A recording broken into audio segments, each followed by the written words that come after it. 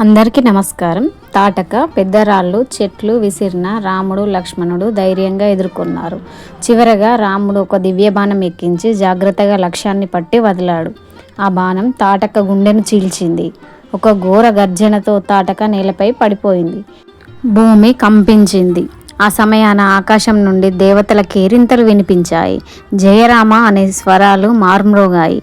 మహర్షి విశ్వామిత్రుడు ఆనందంతో రాముడిని లక్ష్మణుడిని ఆలింగనం చేసుకున్నాడు. తాటక వధతో అరణ్యం మొత్తం మారిపోయింది.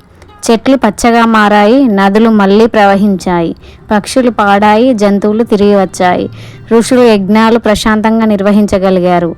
అలా రాముడు లక్ష్మణుడు మహర్షి విశ్వామిత్రుని మార్గదర్శకత్వంలో భయంకరమైన రాక్షసి తాటక సంహరించి దండకారణ్యానికి తిరిగి శాంతి సౌభాగ్యం తెచ్చారు. దీనితో తాటక వధ అనే విభాగం ముగిసింది. మూడవ విభాగమైన రామసీతా కళ్యాణం అనే విభాగంలో కలుసుకుందాం. Please like, share and subscribe my channel. జై హనుమాన్.